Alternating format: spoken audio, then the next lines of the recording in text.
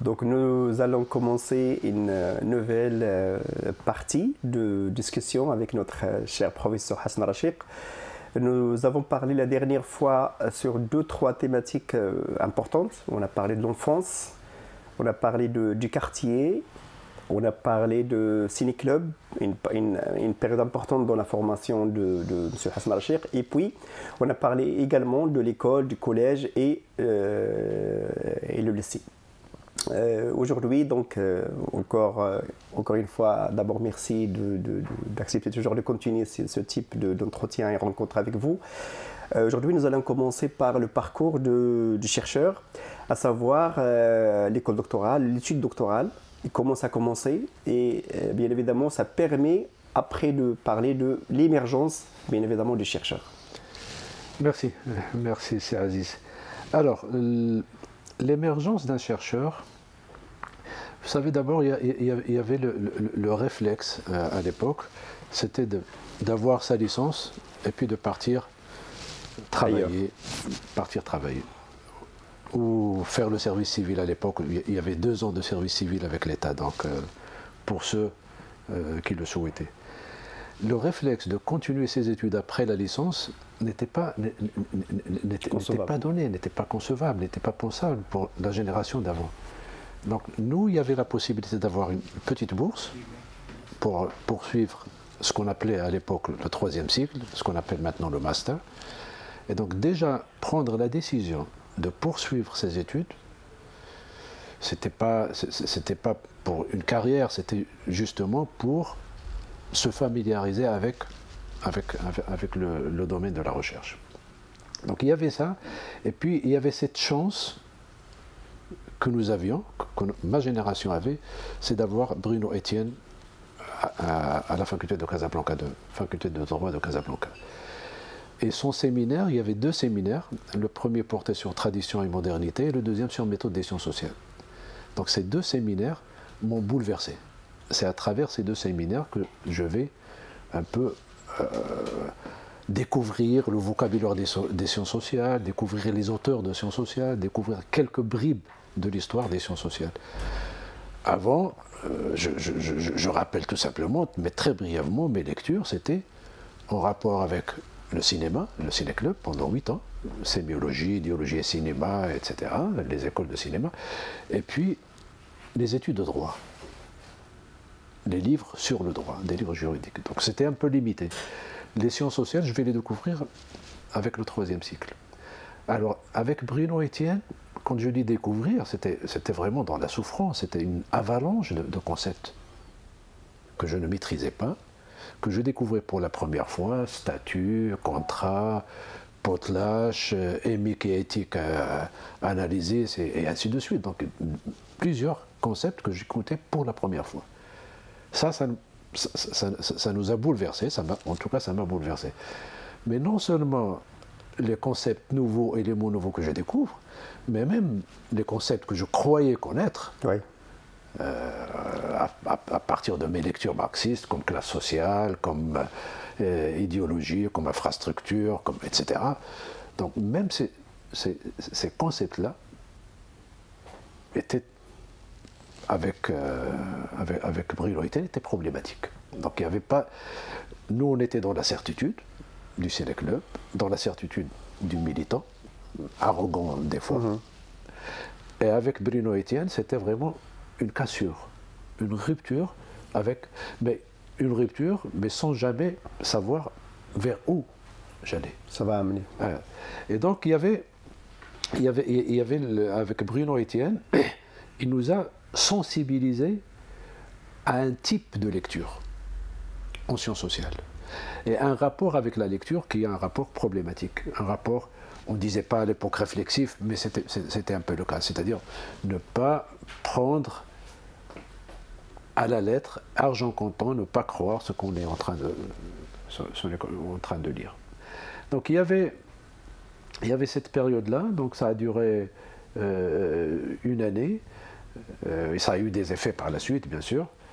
Et puis, la 2e année du 3e cycle, j'ai enregistré mon mémoire de DES, diplôme des études supérieures. Donc, ce n'était pas le DESA à l'époque, donc c'était diplôme d'études supérieures. Donc, après 2 ans d'études, une année et demie de préparation, c'était un mémoire, c'était pas une thèse, c'était un mémoire.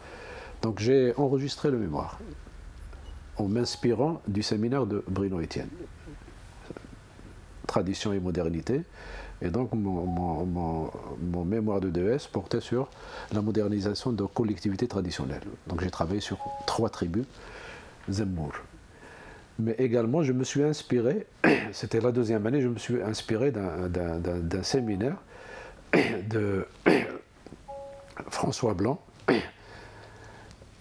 qui portait sur l'administration, l'histoire de l'administration du Maroc. C'était un historien du droit. Donc j'ai mélangé un peu ces deux séminaires et j'ai travaillé comme il était question dans l'histoire de l'administration, du qaïd, de la tribu, de la jma'a, etc. Donc j'ai mixé pour poser la question comment des tribus au Maroc s'étaient modernisées sous le protectorat et par la suite avec l'État indépendant. Je n'étais pas préparé à la recherche. Il n'y avait pas un séminaire, au début, j'ai parlé un peu de formation. Il n'y avait pas de formation à la recherche. Il n'y avait aucune formation à la recherche. Il y avait une certaine sensibilisation à la recherche en sciences sociales, méthode des sciences sociales, etc. Mais dans la méthode des sciences sociales, on posait des problèmes. Qu'est-ce que c'est que l'objectivité, des choses comme ça. Qu'est-ce que c'est que le positivisme. C'était un peu théorique. Donc je n'étais pas préparé à ça. Heureusement, il y avait une sorte de polycopié de Paul Pascan qui a été publié par la suite, où il donnait des conseils aux chercheurs. C'était encore un polycopié, c'était une copie un peu privée. Donc ça m'a aidé, ça nous a aidés. Et puis sur le terrain, rien. Ben, je me disais, mais pourquoi Hassan Rachid a choisi de travailler sur le terrain? Je ne trouve pas une réponse qui me convainc maintenant. Qu'est-ce qui a poussé Hassan Rachid à couper avec les mémoires, avec les thèses qui se faisaient à l'époque à la bibliothèque, en se basant sur des textes juridiques ou sur des textes autres? Qu'est-ce qui a poussé Hassan Rachid à aller sur le terrain? Je n'ai pas de... Sincèrement, je n'ai pas... C'est pas la peine maintenant, à mon âge, de fabriquer, de fabriquer des justifications un peu artificielles. J'ai dit dans le livre que j'ai préparé sur mon parcours que peut-être on parlait à l'époque de Paul Pascan. J'en suis pas sûr. Peut-être on parlait beaucoup de Paul Pascan, du travail de terrain, etc. Et puis, le déplacement, comme j'aimais voyager à l'époque, donc j'ai voyagé un peu jeune, j'en ai parlé dans les émissions précédentes, en Espagne, en Angleterre, en France. Peut-être, parce qu'on a demandé à Evans Pritchard pourquoi, quelle est la motivation, pourquoi tu es devenu anthropologue, la réponse, c'était presque une boutade, j'aime voyager. Bon, peut-être que moi également j'aimais voyager, me déplacer, rester dans une bibliothèque en train de rabâcher encore, en train de reproduire des textes ne me convenait pas.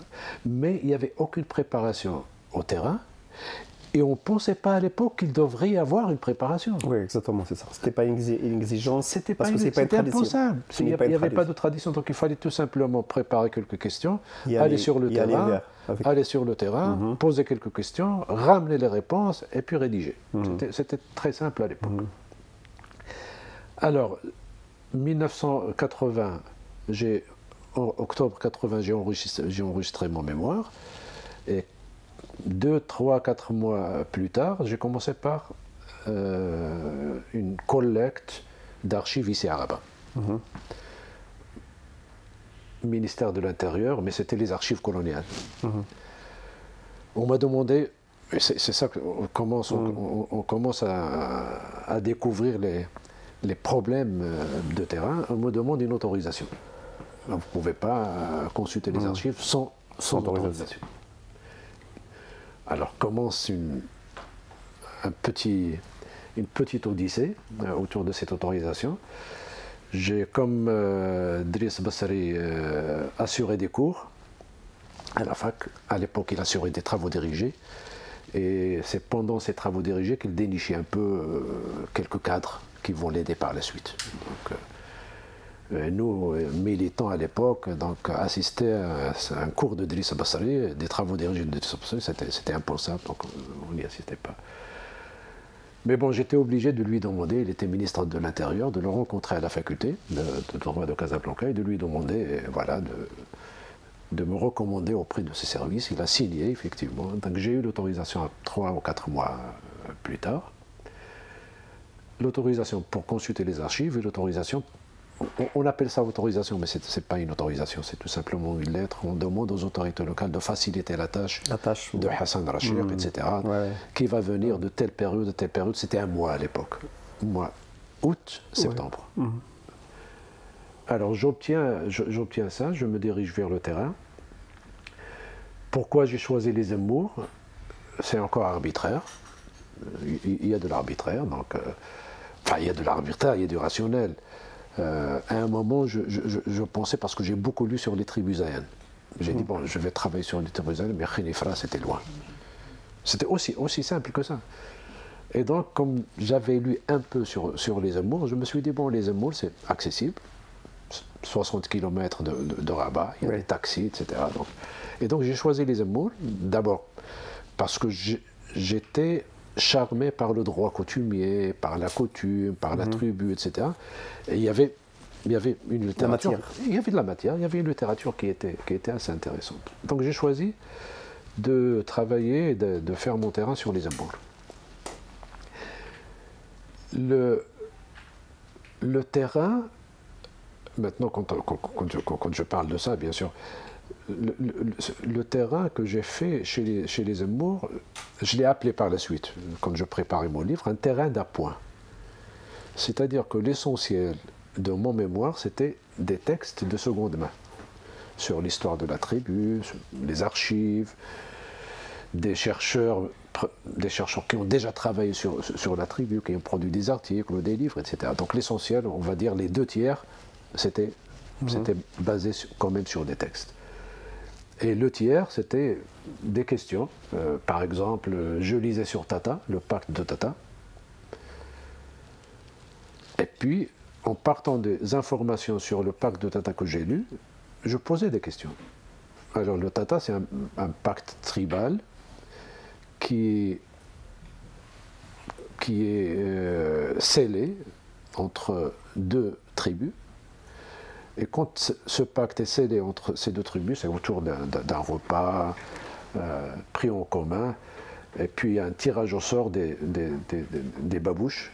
Donc, telle tribu est là et l'autre tribu est de l'autre côté. Donc, on mixe leurs babouches et les babouches qui sont choisies. Donc, ça scelle un pacte, un contrat entre les 2 personnes choisies des 2 tribus. Si jamais il y a un problème à moi dans le territoire de votre tribu, c'est mon Tata qui va le régler. Et moi, j'étais fasciné par ces pactes qui étaient des pactes, on va dire, infrajuridiques à l'époque, mais qu'on n'enseignait pas à la faculté. Mais il y avait d'autres, bien sûr, mais je donne cet exemple. Et donc, l'idée, c'était lire sur une institution, préparer des questions et aller, avec quelques informateurs, avoir un scénario, un récit sur les institutions. Donc ça, c'est un peu le contenu du terrain, le fractionnement des tribus. Par exemple, j'ai travaillé sur 3 tribus, comment c'est fractionné, les institutions de ces tribus, etc. Ça a duré, tout le terrain, ça a duré à peu près un mois, moins d'un mois. C'est pourquoi je l'appelle un peu un terrain d'appoint, c'est-à-dire un terrain auxiliaire. Il complète une étude de bibliothèque, entre guillemets. Donc l'aperçu sur l'étude, parce qu'il y avait un changement de style, le terrain, mais il y avait également un changement de problématique.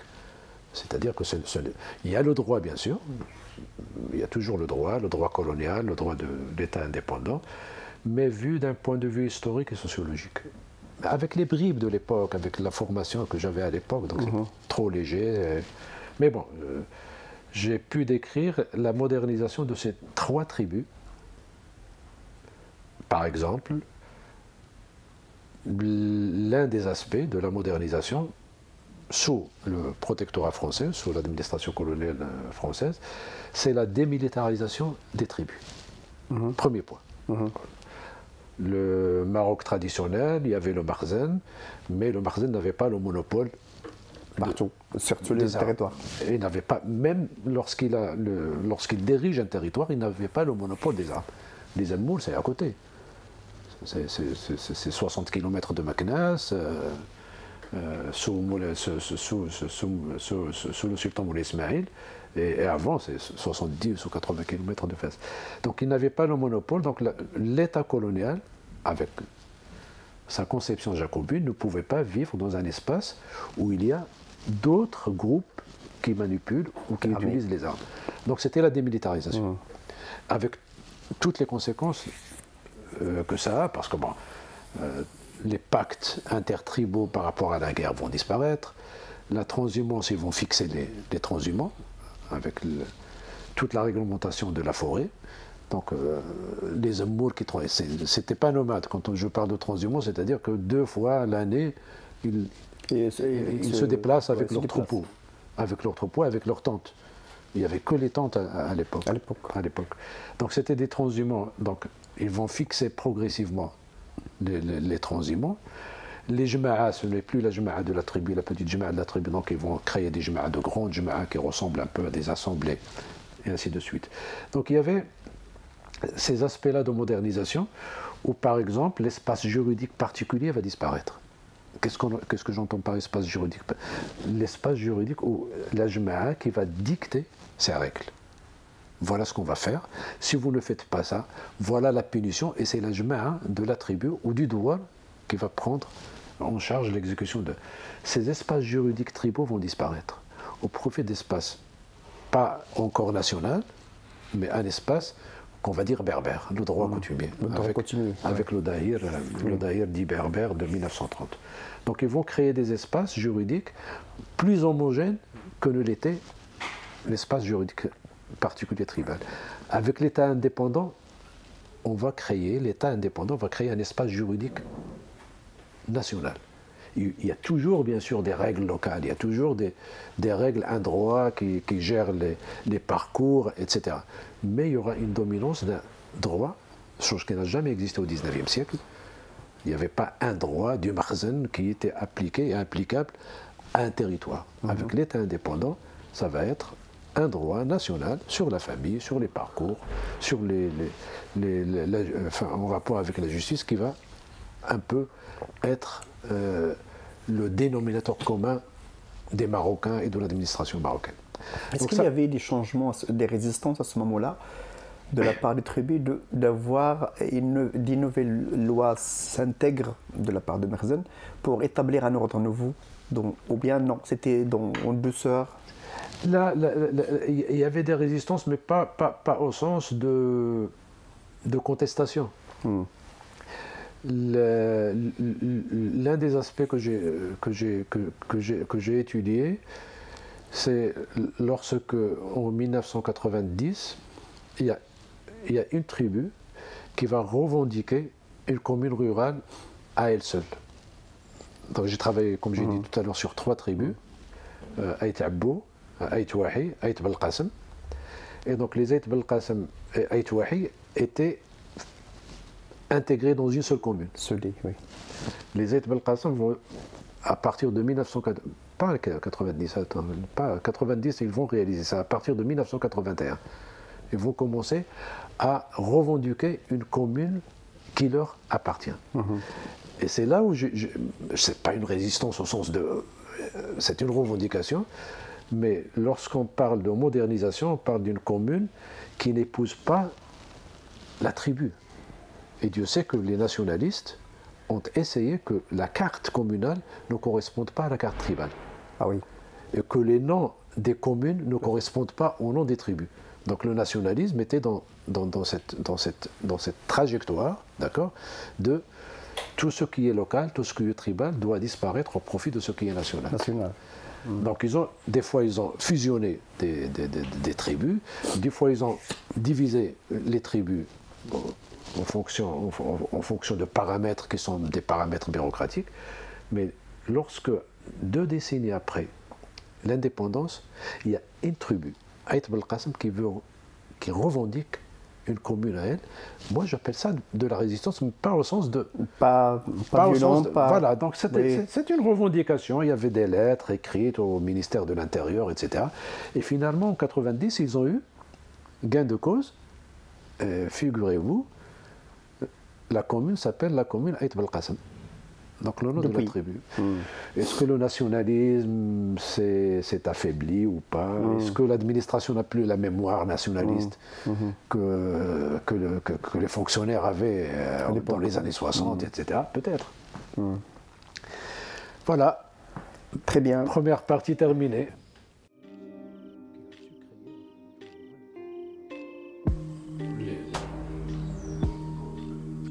C'est beau cahier.